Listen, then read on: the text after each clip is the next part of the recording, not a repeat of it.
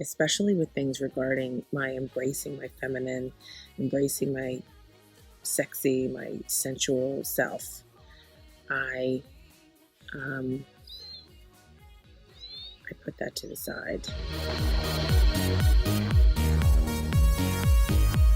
Good morning. So this week's video, I have some things to share as usual. It's sort of interesting. It's been an interesting week. I went to the second of my Sacred Feminine Leadership retreats. If you might recall, I went back in April. And during this retreat, I made the decision that I need to focus not just on losing weight, but on reclaiming the parts of me that I have packed away or ignored. And I feel like, so let me explain. When I was younger, I was a bit of a wild child, and I loved experiencing things. I didn't want you to tell me. I didn't want you to tell me this, that, or the other. I wanted to experience it for myself. I used to try anything. I mean, I used to love dancing and traveling and meeting new people and trying new food and just trying new experiences. And every time a new experience would present itself, I would try it. When I got sober, I packed away that wild, fearless identity, or some of it. Like, I'm still wild and fearless in some ways, but I definitely, especially with things regarding my embracing my feminine, embracing my sexy, my sensual self, I put that to the side. I packed it up, packed it away.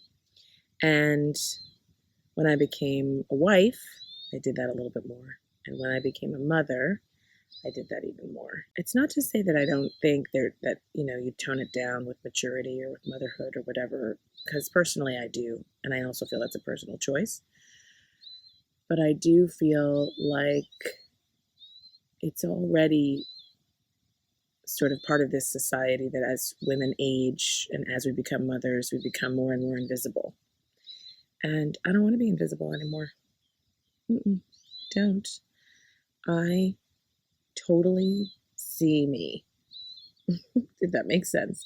I totally know who I am on the inside, and I'm ready to start letting that out and showing that to the world, like the complete and total me, like who I was when I was 15 and 25 and 35 and 45. And so that's not always going to be easy, especially because for whatever reason, this weight loss progress is slow right now. I'm doing everything. I started isogenics on Wednesday, and when I was in my 20s and 30s, if I started a program like that, I would lose, 5 pounds in the first 2 days. No, that's not. And I don't know if it's because I'm perimenopausal or if it's because I'm still holding limiting beliefs or what, but it is what it is. I was reading one of my morning meditations, and it was about letting go of perfection.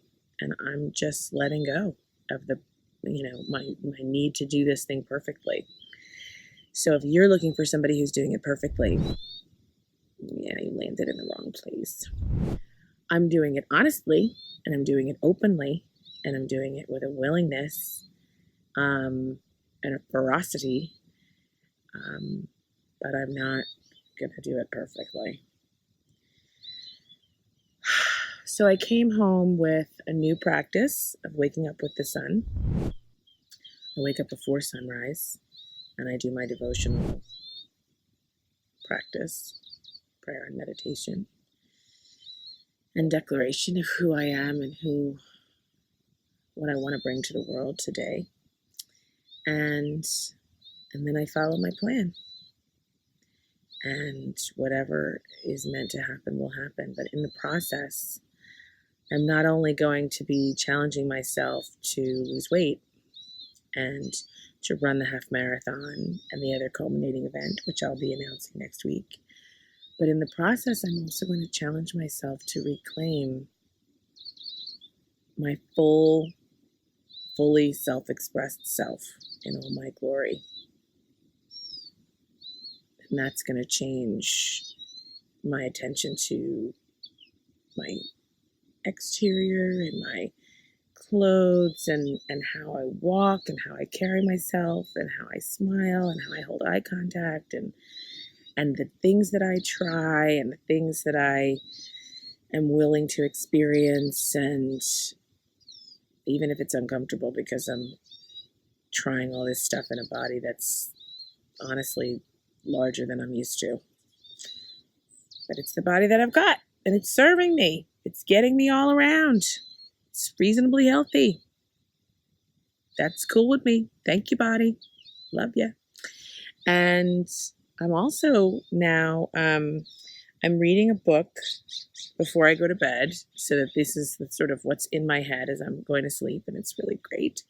I'm reading a book also by Rhonda Byrne. As most of you know, The Secret was really kind of what was the turning point for me. So now I'm reading a book by her called The Magic, and it's all about the power of gratitude. So I think that's going to shift everything too. I think there's something to be said for going through your life just being grateful for everything in it. So I feel like this was kind of a little bit like a little low key. I hope you know that it's coming from a place of like really just peaceful heart, gratitude, so loving this process, so loving you for sharing it with me, and yeah, I'll continue to share it with you. So thanks for watching. Hey, if you're liking these videos, and if any of what I'm saying resonates with you, share it with somebody. Just let somebody know. Just pass it on. My goal is to help as many people as possible. Women, men, children. I speak a lot to women, but these principles apply to anybody. And my goal is for as many people as possible to just wake up. Just wake up. Remember your power. Remember that life is happening now, and you have the power to use your language to rewrite your story. Tell a different story. If the life that you're living isn't the life you want to be living completely, tell a different story and watch what happens. So spread the word. Let's see what happens if everybody starts telling the story they want to be telling. Maybe some really big things would change in the world. Wouldn't that be awesome? All right, peeps. Till next week.